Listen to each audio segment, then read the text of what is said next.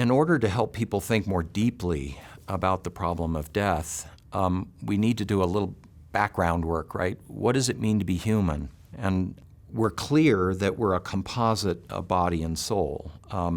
There are people today who deny that, unfortunately, but it's very clear. I mean, experientially, we can recognize that we're that kind of a composite. And the very experience of death is, in a certain sense, a demonstration of the spirituality of the human being.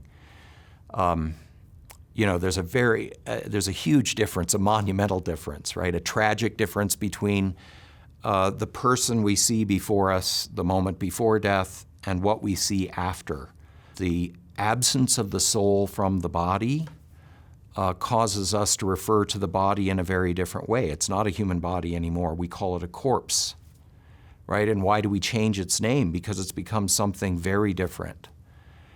And the absence of the soul, demonstrated by the feelings that we have in the presence of the loss of this person whose corpse remains, is a testimony to the fact that something's gone missing, something very important. And of course, that element is the soul which originally animated this body and made this person the person they are, right? A composite of body and soul.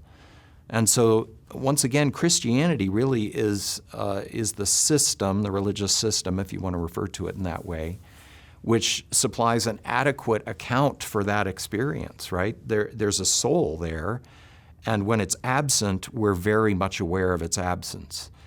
We wouldn't feel its absence if there hadn't been something there to go missing. And so that's a sort of experiential demonstration that we really are spiritual beings. There are many others, of course. The fact that we're rational and free. We have the capacity to recognize the truth of things, to recognize concepts, even to love, right? That's a demonstration of our being spirits as well as bodies. But we have to recognize that we are this kind of a person to recognize what constitutes death, because death is precisely the separation of these two naturally coexistent parts of the human being. And when they're separated, that's what we call death.